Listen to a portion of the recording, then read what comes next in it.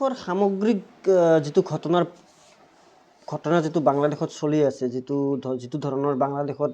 শ্বেখ হাছিনা চৰকাৰৰ পতন, তাৰ পিছত মহম্মদ ইউনিছৰ ইণ্টাৰিম চৰকাৰ, মধ্যৱৰ্তীকালীন চৰকাৰৰ যি পৰিস্থিতি আৰু হিন্দুৰ ওপৰত যি ধৰণৰ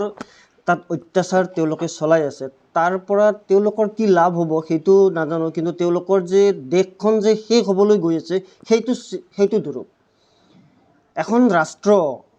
ইতিহাসৰ পাতৰ পৰা যদি আপুনি লয়, এখন ৰাষ্ট্ৰ যেতিয়া ধৰ্মৰ ওপৰত ভিত্তি কৰি চলিবলৈ লয়, তেতিয়াহ'লে তাৰ পতন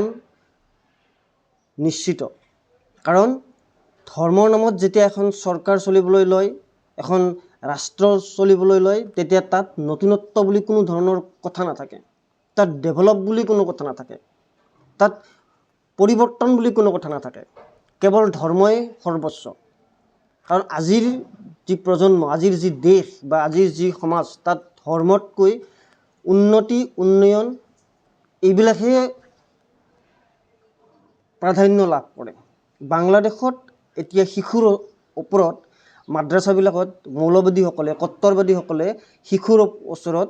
বা শিশুৰ হাতত কিতাপৰ পৰিৱৰ্তে বন্দুক তুলি দি তেওঁলোকে যিটো পৰ্যায়লৈকে বাংলাদেশক লৈ গ'ল, তাৰ পৰা এটা কথা স্পষ্ট যে বাংলাদেশ দ্বিতীয় পাকিস্তান হ'বলৈ আৰু বহুত বেছি দিন নাই,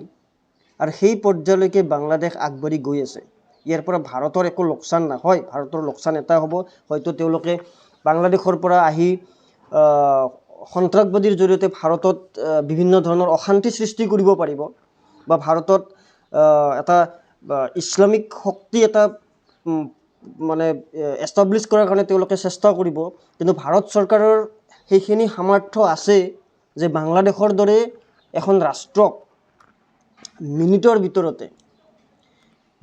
ভিতৰতে বাংলাদেশৰ দৰে এখন ৰাষ্ট্ৰক নিজৰ ৰাস্তা দেখুৱাব পৰা শক্তি আজিৰ সময়ত ভাৰতবৰ্ষৰ যে আছে, সেই কথাটো বাংলাদেশৰ প্ৰতিজন